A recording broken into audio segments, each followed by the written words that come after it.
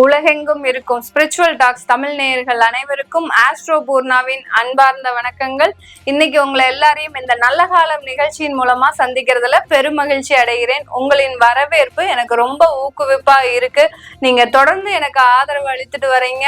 இந்த சேனல்ல நீங்க முதன்முறையா பாக்குறீங்கன்னா சப்ஸ்கிரைப் பண்ணிக்கோங்க. இன்னைக்கு நாம பார்க்கக்கூடிய சிறப்பு தலைப்பு பாத்தீங்கன்னா ராகு கேது பெயர்ச்சி. ராகு பகவான் வருகின்ற 18ஆம் தேதி மே மாதம் இரவு 7:36 மணிக்கு மீன ராசியிலிருந்து கும்ப ராசிக்கு பெயர்ச்சி ஆகிறார். கேது பகவான் கன்னி ராசியிலிருந்து சிம்ம ராசிக்கு பெயர்ச்சி ஆகிறார். சர்ப்ப தோஷத்தை கொடுக்கக்கூடிய இந்த ராகு கேது, சர்ப்ப கிரகங்களான நிழல் கிரகங்களான இந்த ராகு கேது ஒருவருடைய ஜாதகத்துல பாவ புண்ணியங்களை அளக்கக்கூடிய ஒரு அளவுகோலா தான் கருதப்படுது.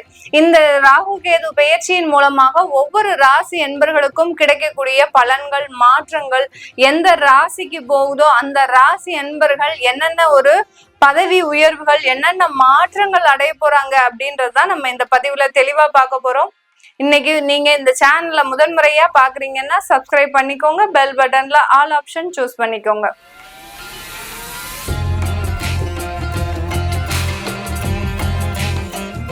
தனுசு ராசி என்பர்களுக்கு 3ஆம் இடத்துல ராகு பகவான், 9ஆம் இடத்துல கேது பகவான் பயிற்சியாகி வரார். இந்த தனுசு ராசி என்பர்களுக்கு நீண்ட வருடமாக, கிட்டத்தட்ட ஒரு 5-6 வருடங்களுக்கு மேலாக புலி வருது, எங்களுக்கு 7.5 சனி முடிஞ்சிருச்சு சொன்னீங்க, நல்லா வந்துடும் சொன்னீங்க, ஒன்னும் வரல, அடுத்து இந்த புத்தாண்டு பிறந்துரும் சொன்னீங்க, புத்தாண்டுலயும் நல்லா வரும், இப்படி இந்த மாதிரியாக புலி வருது கதையாக தான் எங்களுடைய வாழ்க்கையும் வளர்ச்சி அடைஞ்சிரும் அப்படின்ற மாதிரியான ஒரு பெரிய நம்பிக்கையோடு இருக்கிறோம். ஆனா எதுவுமே நடக்கிற மாதிரி ஒரு கதையே இல்லை அப்படின்ற மாதிரி தான் நிறைய பேர் இருப்பாங்க. அதுக்கு ஒரு சிறந்த ஒரு உதாரணமாக நம்ம ஐபிஎல் மேட்சை எடுத்துக்கலாம். ஐபிஎல் மேட்ச்ல எல்லாருமே சீசன் ஸ்டார்ட் ஆகும் போதே என்ன நினைச்சோம்? சிஎஸ்கே நல்லா வின் பண்ணிடுவாருங்க, நல்ல ஒரு வெற்றி கோப்பையை தட்டிடுவாங்க அப்படின்னு நினைச்சோம். ஆனால் அந்த சிஎஸ்கே அது எல்லாத்தையுமே இழந்து இப்போ எங்கேயுமே உள்ள நுழைய முடியாதபடி எல்லா டோரும் க்ளோஸ் ஆயிடுச்சு. அந்த அளவுக்கு இந்த தனுசு ராசி அன்பர்களின் கதியும் அப்படிதான் இருக்கு. எல்லா இடத்துலும் போனாலும் டோர் க்ளோஸ்டு, உங்களுக்கு எந்த விதமான ஒரு முன்னேற்றமுமே கிடைக்காது போல இருக்கு அப்படின்ற மாதிரியாக தான் உங்களுடைய வாழ்க்கை போயிட்டு இருக்கு. இந்த தனுசு ராசி அன்பர்களுக்கு சிஎஸ்கே இனிமே உள்ள நுழைய முடியாது, அது உறுதியான ஒண்ணு. ஆனா நீங்க தனுசு ராசி அன்பர்களுக்கு கண்டிப்பாக இந்த ராகு கேது பெயர்ச்சி அதிகப்படியான ஒரு மாற்றத்தை உருவாக்கக்கூடிய ஒரு நேரமாக தான் இருக்கும். எதிரிகள் உங்களுடைய பலத்தை அறிந்து செயல்படக்கூடிய ஒரு நேரமாக தான் இந்த தனுசு ராசி அன்பர்களுக்கு இருக்க போகுது.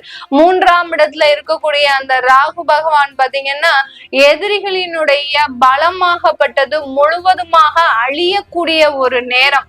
உங்களுடைய பலம் மேலோங்கி நிற்கிறதுக்கு உண்டான ஒரு நேரமாக தான் இருக்கும். இப்ப அலுவலகத்துல எல்லாம் தனுசு ராசி அன்பர்கள் வேலை செய்யறாங்கன்னா இது நாள் வரைக்கும் பாத்தீங்கன்னா யாருமே இவங்களை சட்டையே பண்ண மாட்டாங்க. இவங்க வேலை செய்த அந்த ப்ராஜெக்டையுமே ரொம்ப இழிவுபடுத்தி, ஒரு அசிங்கப்படுத்தி, அவமானப்படுத்தி தான் பேசியிருப்பாங்க. கடைசி நீங்க செஞ்ச ப்ராஜெக்டையே நாங்க தான் செஞ்சு முடிச்சோம் அப்படின்ற மாதிரி எல்லாம் இந்த தனுசு ராசி அன்பர்களோடு சேர்ந்து வேலை செய்யறவங்க இந்த மாதிரி பேசியிருப்பாங்க. ஆனால் இப்போ பாத்தீங்கன்னா நீங்க யாரு, உங்களுடைய திறமை என்ன, உங்களுக்கு இந்த அலுவலகத்துல என்னென்ன ரெஸ்பான்சிபிலிட்டிஸ் இருக்கு அப்படின்ற மாதிரியாக முழுமையாக உங்களுடைய பலத்தை முழுமையாக அறிந்து வைத்துட்டு தான் பேசுவாங்க உங்களுடைய சக ஊழியர்கள். அதனால நீங்க ஒண்ணுமே பயப்பட வேண்டாம். உங்களுடைய முகமே பாத்தீங்கன்னா ரொம்ப பொலிவோடு இருக்கக்கூடிய ஒரு நேரமாக தான் இருக்கும். இந்த தனுசு ராசி என்பர்களுக்கு இது நாள் வரைக்கும் இருந்த ஒரு முக தோற்றத்திற்கும் இந்த ராகு கேது பெயர்ச்சி ஆனதுக்கு அப்புறம் இருக்கக்கூடிய அந்த முக தோற்றத்திற்கும் மிக ஒரு வேறுபாடு அதிகமாக இருக்கும். அதனால உங்களுடைய பலம் அதிகரிக்கக்கூடிய ஒரு நேரமாக இருக்கு. பாக்யஸ்தானத்துல கேது பகவான், பாக்யஸ்தானம்ன்றது பாத்தீங்கன்னா நான் எல்லா பதிவுலையுமே சொல்லியிருப்பேன், நமக்கு ஒரு கிரெடிட் மாதிரி தான் அந்த தனுசு ராசி என்பர்களுக்கு.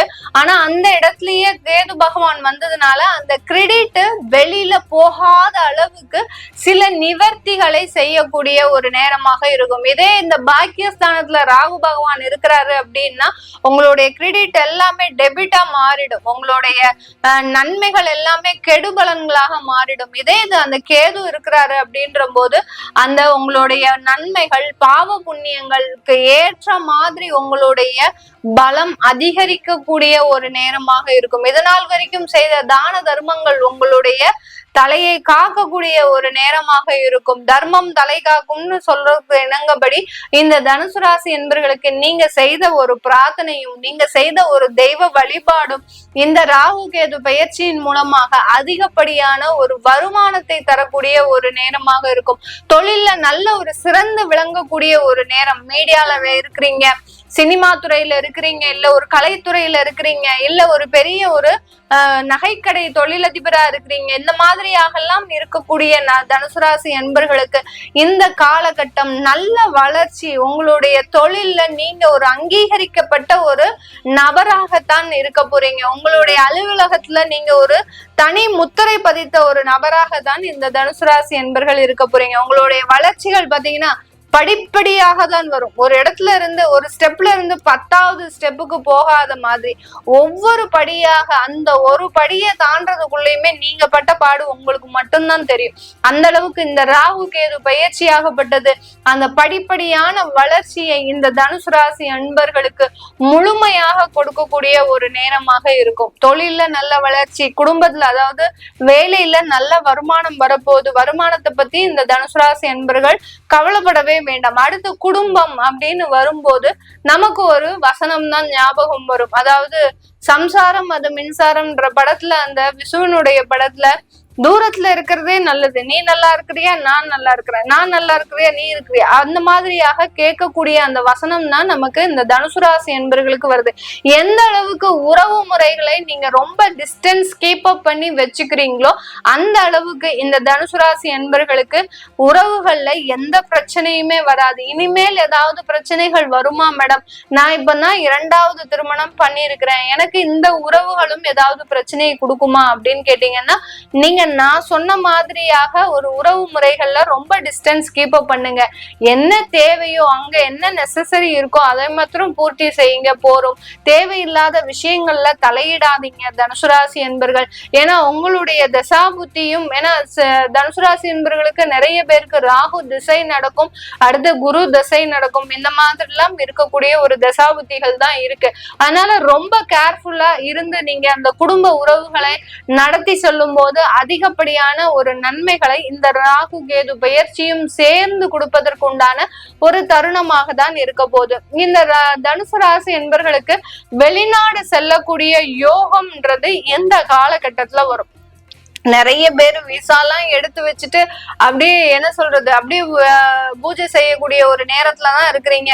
விசா கிடைச்சிருச்சு மேடம், ஆனா வேலை கிடைக்கல மேடம், நான் எங்க போய் சொல்றது, நான் இதை எங்க போய் வருத்தத்தை தெரிவிப்பேன் அப்படின்ற மாதிரியாக நிறைய பேர் இருக்கிறாங்க.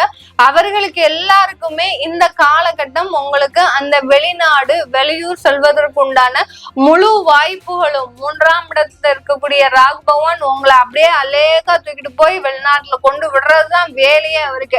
அங்க போய் கொண்டு விட்டுட்டு உங்களுக்கு டட்டா பை பை சொல்லிட்டு வந்துருவார். அந்த அளவிற்கு அந்த ராகு பகவான் வெளிநாடு செல்லக்கூடிய ஒரு யோகத்தை கொடுக்கக்கூடிய ஒரு கிரகமாக தான் இந்த பெயர்ச்சி அடைய போகுது. இந்த தனுசு ராசி அன்பர்கள் வெளிநாட்டுல ஏற்கனவே இருக்கிறோம்.